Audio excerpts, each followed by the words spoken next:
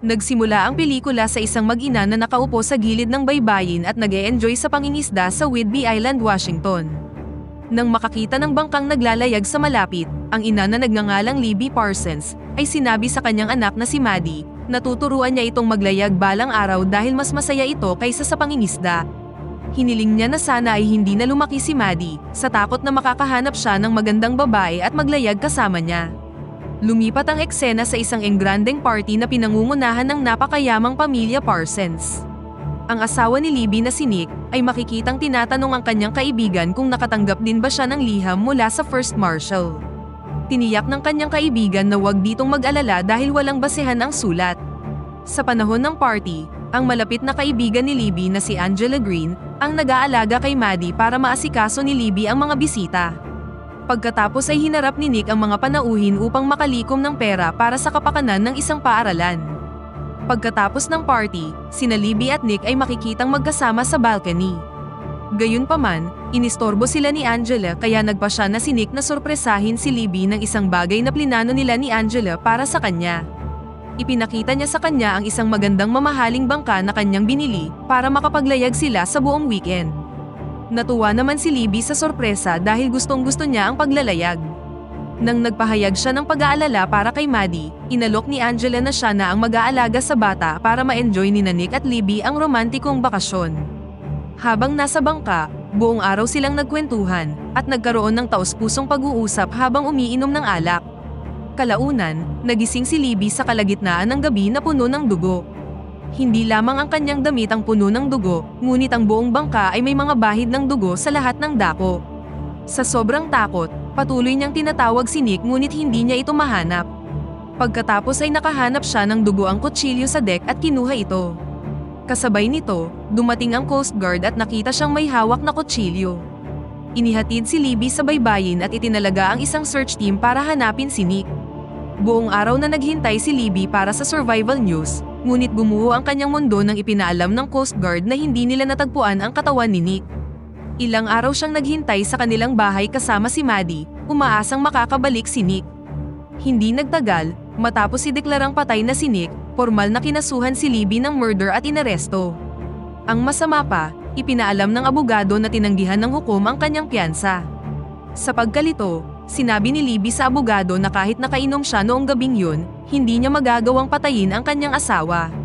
Ipinaalam sa kanya ng abogado na dahil bumili si Nick ng life insurance na nagkakahalaga ng $2 milyong 4 na buwan na ang nakakalipas, ipinagpalagay ng hukom na ito ang kanyang motibo sa pagpatay kay Nick.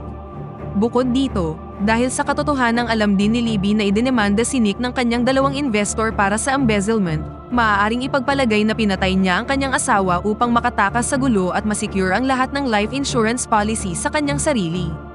Naiinis si Libby sa mga alegasyon at tiniyak sa abogado na wala siyang kinalaman sa murder. Sa korte, pinatugtog ng prosecutor ang audio ni Nick kung saan nakipag-ugnayan siya sa Coast Guard ilang sandali bago siya mawala at sinabing sinaksak siya. Nakiusap si Libby sa hurado na inosente siya, ngunit hinatulan pa rin siya ng murder. I didn't kill my husband. Bago dalhin sa bilangguan, hiniling ni Libby kay Angela na ampunin si Maddie para lumaki ito sa tamang estado ng pag-iisip habang nakakulong siya. Bago magpaalam sa anak, ipinangako niya sa kanyang muli silang magsasama. Taliwas sa mga luhong nakasanayan ni Libby, ginugol niya ang mga oras sa bilangguan na natutulog sa ward at naglilinis ng maruruming banyo. Paminsan-minsan ding dinadala ni Angela si Maddie upang bisitahin ang kanyang ina, ngunit hindi nagtagal ay huminto sila sa pagbisita. Sa kagustuhang makausap ang kanyang anak, patuloy na tinatawagan ni Libby si Angela, ngunit bigla na lang itong nawala. Sa gabi, lagi siyang umiiyak sa tuwing naaalala ang kanyang anak at naririnig ito ng kanyang kapwa preso. Kinaumagahan, pinayuhan siya ng mga inmate na mag-isip ng paraan para matunton ang kanyang kaibigan at anak. Nakaisip si Libby ng isang ideya kung saan tinawagan niya ang paaralan ni Maddie at niloko ang receptionist na ibunyag ang address ni Angela. Nalaman niyang nakatira si Angela sa San Francisco at sinubukang makipag-ugnayan sa kanya. Nagulat si Angela na makatanggap ng tawag mula kay Libby at nagpalusot na pinaplano niyang pumunta sa bilangguan sa susunod na linggo upang makita siya.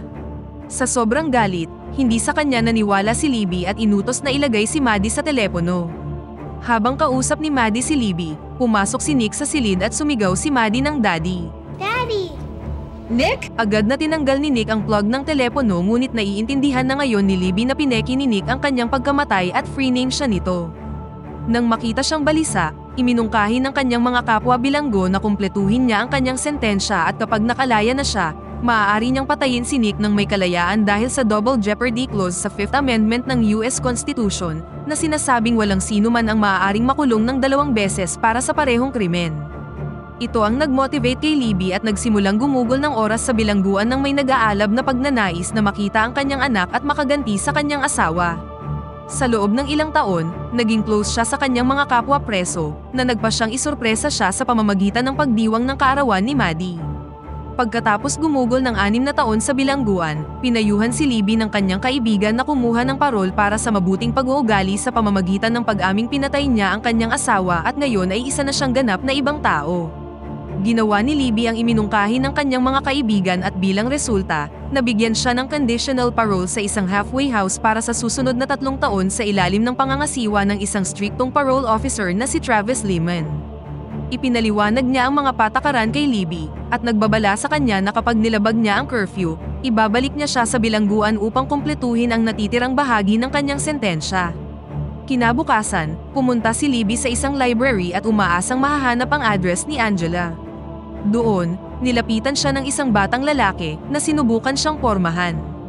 Gayunpaman, nang sabihin ni Libby na nahatulan siya ng murder, agad siyang lumayo sa kanya. Nahanap ni Libby ang lista ng lahat ng Angela Green at nalilito kung sino sa kanila ang dapat niyang subaybayan. Kinagabihan, bumalik siya sa halfway house at nasaksihan si Travis na pinapabalik ang isang babae sa bilangguan dahil sa paglabag niya sa panuntunan. Sa kagustuhang makita ang kanyang anak pagkatapos ng 6 na taon, pinuntahan ni Libby ang kanyang kaibigan at hiniling sa kanya na ibigay ang address ni Angela, ngunit tumanggi siya. Nang makitang wala na siyang ibang choice, palihim na pumasok si Libby sa paaralan ni Maddie upang makuha ang mga record ni Angela. Samantala, napansin ni Travis na nawawala si Libby at nilabag niya ang curfew. Kalaunan, nalaman ng mga pulis na merong nanloob sa paaralan. Dumating doon ang mga opisyal at sinubukang hulihin si Libby, ngunit tumakbo siya palayo sa may dalampasigan. Pagkatapos ng mahabang habulan, nagawa nilang mahuli si Libby, nilagyan siya ng handcuff at dinala sa kulungan. Kalaunan, dumating si Travis sa Whidbey Island at ibinalik si Libby sa bilangguan sakay ng isang ferry. Para masiguradong hindi na siya makakatakas, pinusasa niya ito sa handle ng pinto ng kanyang sasakyan at umalis upang kumain. Nang makitang pawala na ang pagkakataong makita muli ang kanyang anak, nagawang paandarin ni Libby ang sasakyan at ibinangga ito sa sasakyang nasa harap niya. Nakita ni Travis na nagpupumilit siyang makatakas, kaya nagmamadali siyang pigilan ng babae. Ngunit bago ito mangyari, pinaandar ni Libby ang sasakyan palusong sa dagat. Habang lumulubog sila sa tubig, inalis ni Travis ang handcuff para makapunta sila sa ibabaw. Doon, kinuha ni Libby ang baril ni Travis at sinubukang tumakas. Nang sinubukan ni Travis na hawakan si Libby, hinampas niya ang baril sa kanyang ulo. Habang lumalangoy si Libby sa ibang direksyon, iniligtas ng mga medic si Travis at ginamot ang kanyang sugat. Samantala, sumakay si Libby sa isang truck at nakarating sa farm ng kanyang ina, na binigyan siya ng pera at pinahiram ng kanyang sasakyan. Pumunta siya sa isang car showroom habang nagpapanggap bilang si Angela Green para bumili ng kotse. Nang hiningi ng manager ang kanyang social security number, binigay niya sa kanya ang social security number ni Angela at matalinong nalaman na nakatira siya sa Colorado. Sa kabilang banda, na-realize ni Travis na mahahanap niya si Libby malapit kay Angela, kaya hinanap niya ang kanyang address sa pamamagitan ng kanyang social security number na nakita niya sa bulsa ni Libby kanina. Samantala, nakarating na si Libby sa address ni Angela ngunit nadatnan niyang iba na ang pamilyang nakatira sa bahay. Tinanong niya ang matandang kapitbahay tungkol kay Angela Green, ngunit pinahayag niyang namatay si Angela 3 taon na ang nakakaraan sa isang gas explosion. Sa pagkalito, hinukay ni Libby ang pahayagan na sumaklaw sa kwento ng pagkamatay ni Angela. Matapos tingnan ang larawan ni Angela sa dyaryo, napansin niya ang isang painting ni Kandinsky sa background na pagmamay-ari ni Nick. Dahil dito, pumunta siya sa isang art gallery para malaman kung sino ang bumili ng painting, at nakita ang pangalang Jonathan Devereaux na may address sa New Orleans. Sa sandaling yun, dumating si Travis sa art gallery matapos niyang matagpuan ang isang truck na nakaparada sa labas. Gayunpaman, nang pumasok siya sa gallery at sinubukang mahuli ang babae, tumakbo si Libby palayo at bago umalis, nagawa niyang sirain ang kotse ni Travis kaya hindi niya siya nahabol. Kalaunan, dumating siya sa New Orleans kung saan nalaman niyang nagmamay-ari si Nick ng isang luxury hotel sa ilalim ng pangalang Jonathan Devereaux. Tinanong niya ang receptionist ng hotel tungkol kay Jonathan at nalamang magho-host siya ng auction party ngayong gabi. Para makapasok sa party, pumunta si Libby sa isang mamahaling butik at nagpanggap bilang ibang tao para makakuha ng isang dress. Samantala, dumating na si Travis sa New Orleans para hanapin si Libby. Humingi siya ng tulong sa pulisya matapos ipaalam na nasa panganib ang buhay ng isa nilang residente. Sa kabilang banda, matalinong nakapasok si Libby sa party at ipinakita ang kanyang sarili kay Nick sa panahon ng fundraising auction. Natigilan si Nick nang makita ang asawa at iminungkahing pag-usapan ang mga bagay ng personal. Gayunpaman, iba ang nasa isip ni Libby at sinimulan siyang insultuhin sa harap ng mga bisita. Tinanong niya kung gaano katagal nilang pinagplanuhan ni Angela na patayin siya. Pinaalam ni Nick na pineki niya ang kanyang kamatayan upang matakasan ang mga kaso ng embezzlement at bigyan siya at si Maddie ng insurance money. Nang tanungin siya ni Libby tungkol kay Angela, sinabi niya sa kanya na wala siyang kinalaman sa pagkamatay niya. Tumanggi si Libby na maniwala sa kanyang mga salita at inutos na ibalik niya sa kanya si Maddie. Hindi nagtagal, dumating si Travis sa party at ipinakita ang litrato kay Nick, aka Jonathan, ang litrato ni Libby. Ipinaalam niya sa kanyang mapanganib ang babae, ngunit tumanggi si Nick na kilala niya siya. Samantala, ikinalat ng pulisya ang mga wanted poster ni Libby sa buong lungsod. Isang pulis ang nakita si Libby na naglalakad sa may kalye at agad itong inireport sa istasyon. Nagmamadaling pumunta si Travis sa lokasyon, ngunit nabigo siyang mahanap ang babae. I'm very sorry, ma'am. I thought you were somebody else. It was a case of mistaken identity.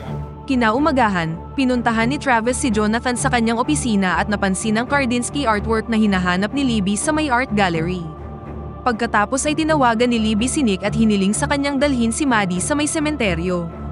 Kalaunan, pareho silang dumating sa sementeryo sa napag-usapang oras at sinabi ni Nick na nasa loob ng sementeryo si Maddie.